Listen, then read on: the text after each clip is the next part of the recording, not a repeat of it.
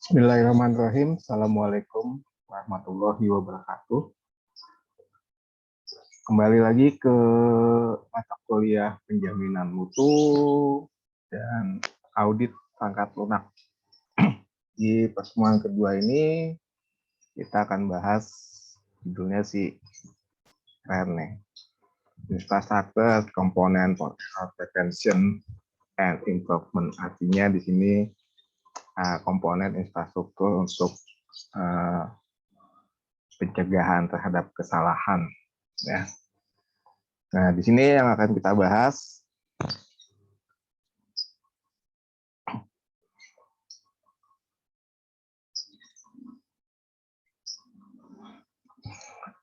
yang pertama infrastruktur SPA, kemudian prosedur dan work instruction, kemudian supporting quality device, kemudian staff training, instruction, and certification, kemudian preventive and corrective action, kemudian configuration management, kemudian documentation control, kemudian project progress control, kemudian software quality metrics, kemudian software quality cost, kemudian SIA standar, kemudian quality management standar. Kita ke infrastruktur SIA-nya dulu, nah, di mana untuk infrastruktur ini yaitu pencegahan terhadap kesalahan perangkat lunak atau paling tidak adanya penurunan tingkat kesalahan terhadap pembuatan ataupun proyek perangkat lunak, nah, bersama dengan peningkatan produktivitas. Nah, di mana komponen infrastruktur SDA ini dikembangkan secara khusus untuk tujuan yang nantinya akan dilakukan ketika kita melakukan proyek ataupun pengembangan perangkat lunak. Komponen ini dirancang untuk melayani berbagai proyek dan layanan pemeliharaan perangkat lunak. Selama beberapa tahun terakhir, ini kita sudah menyaksikan peningkatan penggunaan alat otomatis terkomputerisasi untuk penerapan komponen ini. Kemudian untuk kelas SIA, komponen SIA ini meliputi prosedur dan works instruction, kemudian yang kedua template and checklist, kemudian yang ketiga staff training, retraining, certification, kemudian yang keempat preventive and corrective action, kemudian yang kelima configuration management, dan yang keenam yaitu documentation control. Nah, selanjutnya di tahapan untuk prosedur and works instruction. Nah, di sini untuk prosedur penjaminan mutu biasanya akan memberikan definisi terperinci untuk kinerja kegiatan pembangunan tertentu dengan cara menjamin pencapaian hasil kualitas yang efektif. Untuk prosedur direncanakan supaya bisa berjalan dengan baik, ini berlaku secara umum untuk melayani seluruh organisasi. Dan biasanya untuk instruksi kerja sebaliknya, yaitu memberikan arahan terperinci untuk penggunaan metode yang diterapkan dalam contoh yang unik dan digunakan dalam tim khusus. Prosedur dan instruksi kerja ini biasanya didasarkan pada akumulasi pengalaman dan pengetahuan organisasi. Dengan demikian, mereka bisa melakukan kontribusi pada kinerja teknologi dan rutinitas yang benar dan efektif. Dan prosedur dan instruksi kerja ini itu didasarkan pada akumulasi pengalaman, kemudian pengetahuan organisasi. Dengan demikian mereka yang terlibat ya biasa melakukan kontribusi pada kinerja teknologi dan rutinitas yang benar dan efektif. Karena di sini mereka akan mencerminkan pengalaman organisasi yang sebelumnya kemudian perhatian yang konstan harus diberikan untuk melakukan pembaruan, kemudian menyesuaikan prosedur dan instruksi dengan teknologi yang saat ini, kemudian organisasi, dan kondisi yang lain. Kemudian masuk ke support quality device, salah satu cara untuk menggabungkan kualitas yang lebih tinggi, yaitu dengan melakukan efisiensi yang lebih tinggi juga, yaitu dengan menggunakan perangkat yang mendukung kualitas seperti template dan daftar periksa ataupun checklist. Nah, biasanya perangkat ini didasarkan pada akumulasi pengetahuan dan pengalaman profesional, pengembangan, pemeliharaan organisasi, kemudian yang nantinya akan berkontribusi untuk memenuhi tujuan SQA, yaitu dengan yang pertama menghemat waktu yang dibutuhkan untuk menentukan struktur berbagai dokumen ataupun menyiapkan data subjek yang akan ditinjau. Kemudian yang kedua, berkontribusi pada kelengkapan dokumen dan ulasannya. Kemudian yang ketiga, meningkatkan komunikasi antar tim pengembangan, yaitu dengan anggota komite peninjau, yaitu dengan membakukan dokumen dan agenda. Kemudian masuk ke dalam staff training ya, dan certification. Nah, biasanya di sini berdasarkan pernyataan bahwa staf profesional yang terlatih itu yaitu menjadi kunci untuk kinerja yang efisien dan berkualitas.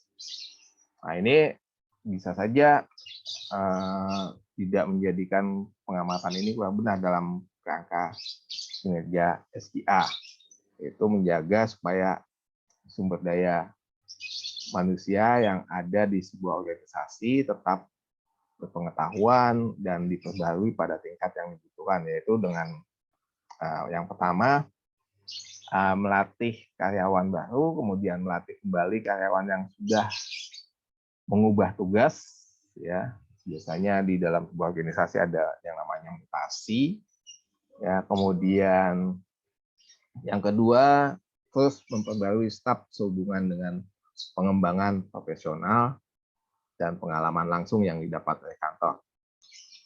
Kemudian memberikan sertifikasi kepada karyawan yang telah mempunyai pengetahuan dan berkemampuan yang nantinya akan ditunjukkan sebagai kompetensinya, yaitu dengan memberikan sertifikasi bahwa karyawan tersebut sudah melakukan pelatihan ataupun training dan sebagainya. Kemudian yang selanjutnya preventive dan corrective action. Nah, di sini studi sistematis dari data yang dikumpulkan mengenai contoh kegagalan dan keberhasilan berkontribusi pada proses jaminan kualitas, yaitu dengan berbagai cara ya. Di sini diantaranya bisa kita list atau kita daftar, yaitu yang pertama implementasi perubahan untuk mencegah kegagalan serupa di masa depan. Kemudian yang kedua melakukan koreksi kesalahan serupa jika ditemukan di proyek lain dan di antara kegiatan yang dilakukan oleh tim lain.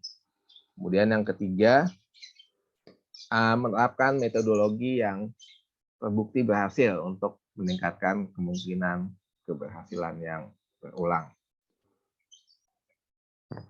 Kemudian sumber data ini nanti akan menyebutkan juga hanya beberapa saja, yaitu dilihat ada laporan tinjauan desain, laporan uji perangkat lunak, kemudian keluhan pelanggan. Namun di sini harus ditekankan bahwa data ini akan memberikan kontribusi yang substansial terhadap kualitas data tersebut.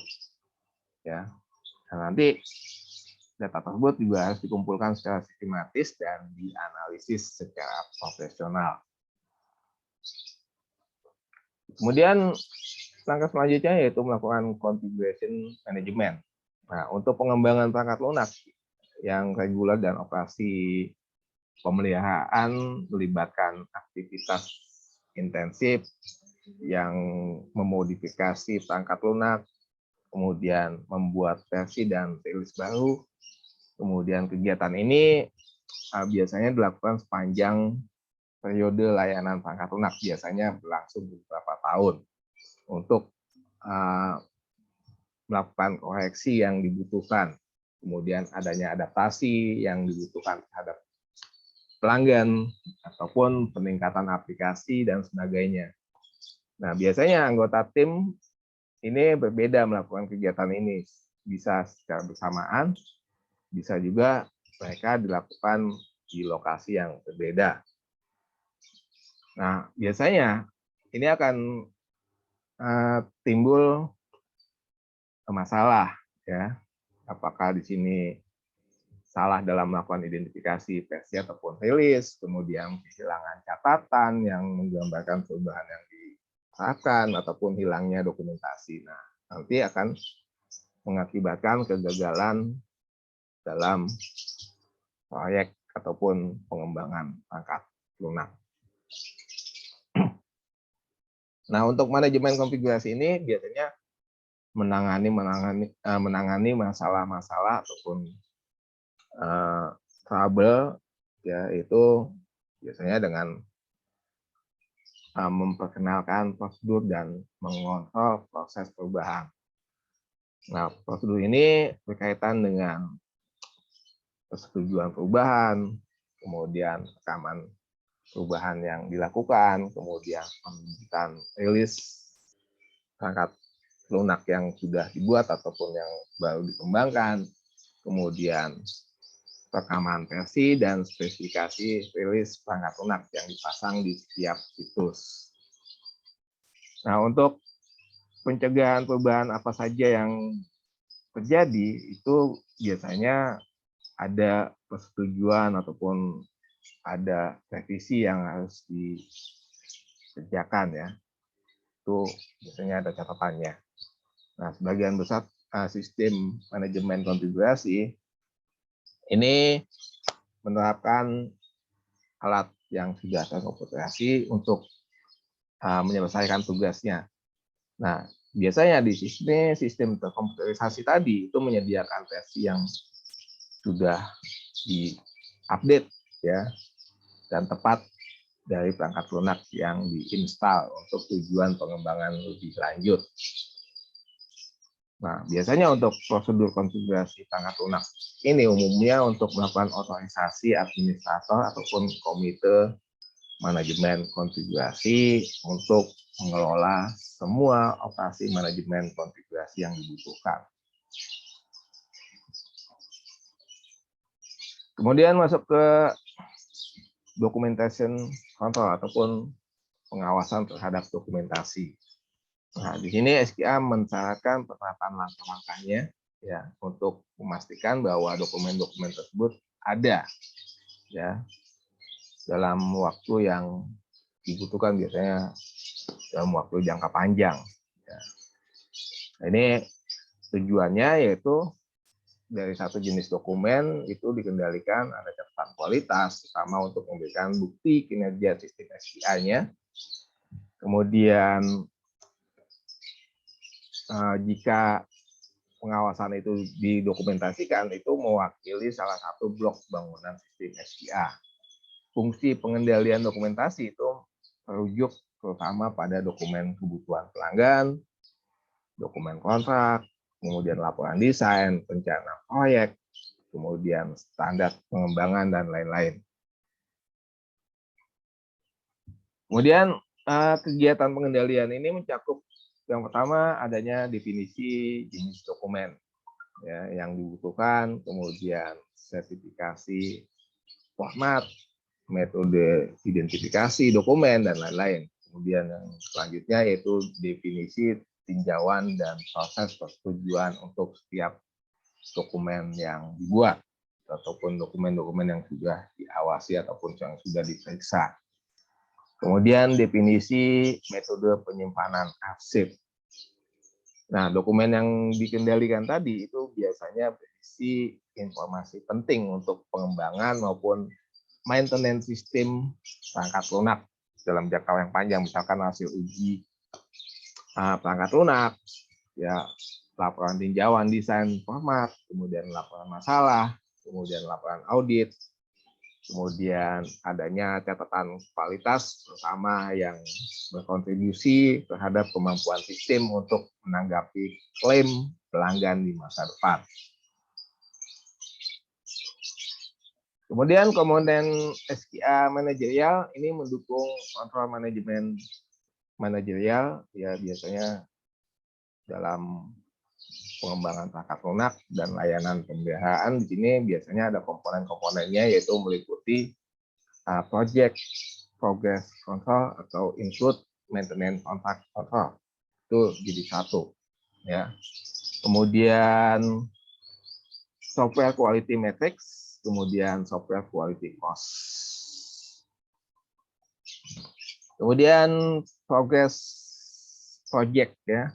Ya, di sini bisa dilihat yaitu tujuan utamanya yaitu untuk melihat sejauh mana kemajuan proyek, ya, kemudian untuk melakukan deteksi penampilan terhadap situasi apapun yang bisa menyebabkan adanya penyimpangan dari rencana proyek maupun kinerja layanan, ya, yang sudah ditetapkan sebelumnya. Nah, di sini jelas efektivitas dan efisiensi terhadap tindakan korektif itu diharapkan tergantung pada penemuan tepat waktu dari situasi yang tidak diinginkan. Nah, di sini kegiatan pengendalian proyek ini fokus pada yang pertama yaitu penggunaan sumber daya, penjadwalan, kemudian kegiatan manajemen risiko dan anggaran ataupun cost-nya. Masuk ke dalam software quality metrics, nah ini pengukuran berbagai aspek kualitas perangkat lunak yang dianggap sebagai alat yang efektif untuk mendukung kegiatan pengendalian dan inisiasi peningkatan proses selama proses pengembangan dan pemeliharaan atau maintenance.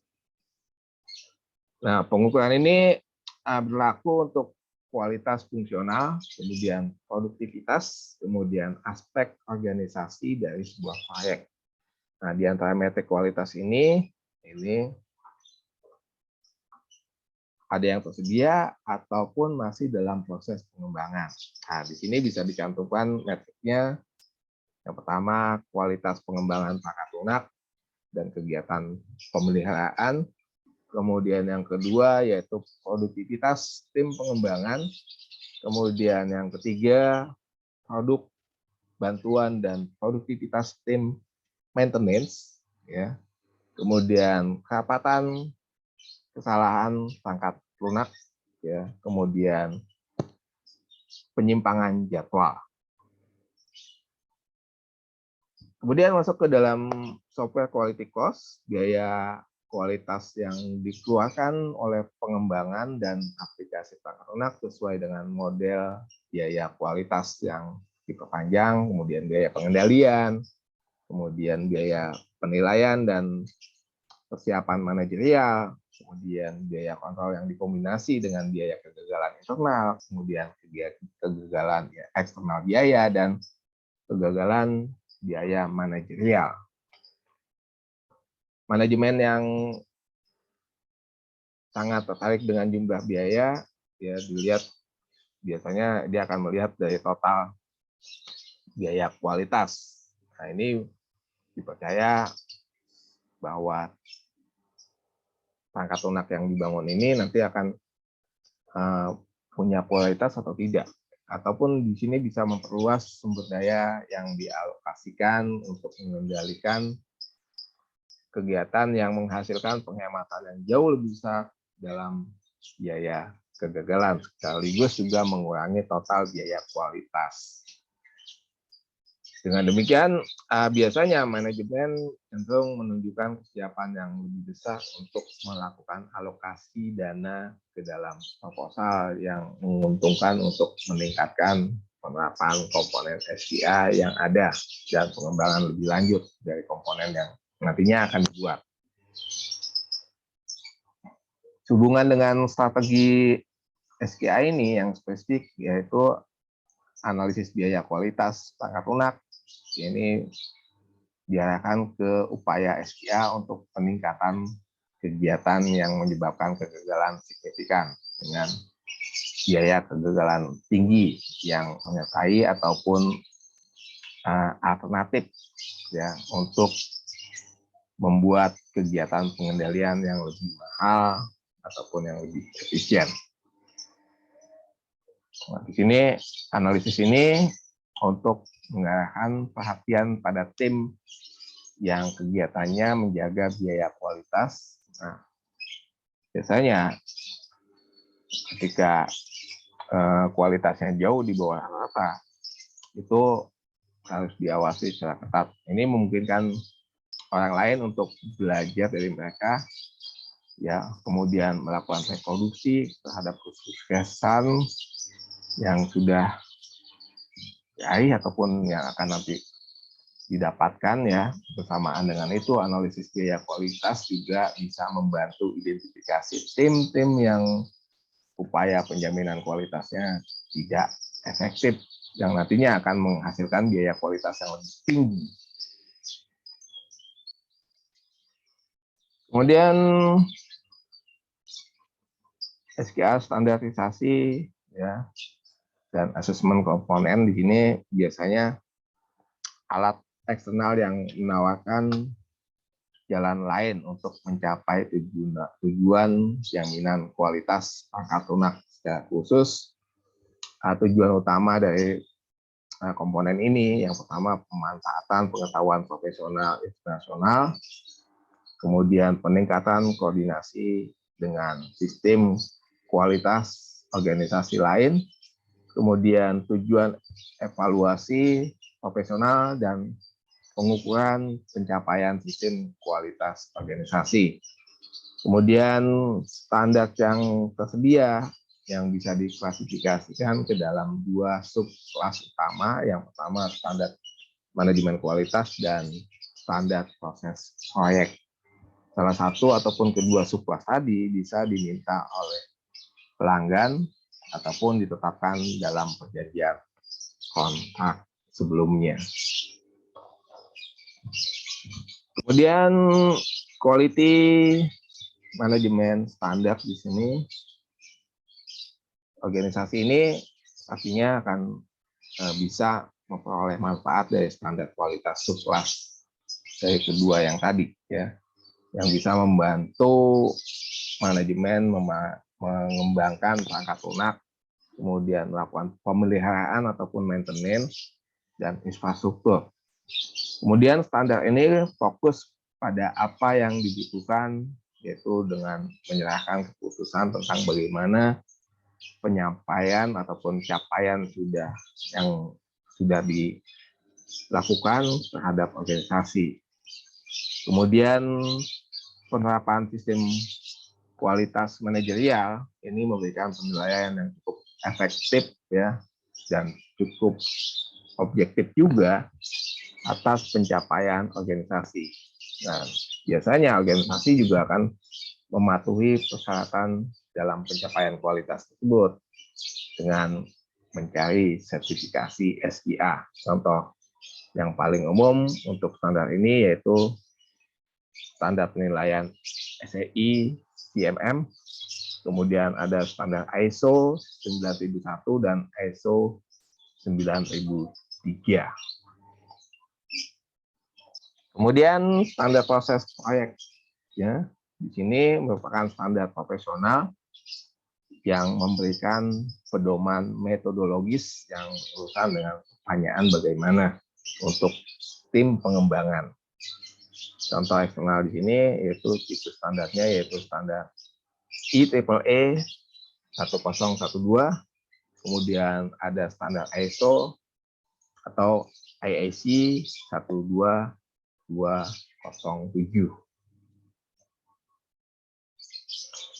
Nah, itu saja untuk bahasan pertemuan yang kedua. Ya, mohon maaf jika ada kesalahan. Sampai ketemu lagi di pertemuan yang akan datang. Saya tutup. Assalamualaikum warahmatullahi wabarakatuh.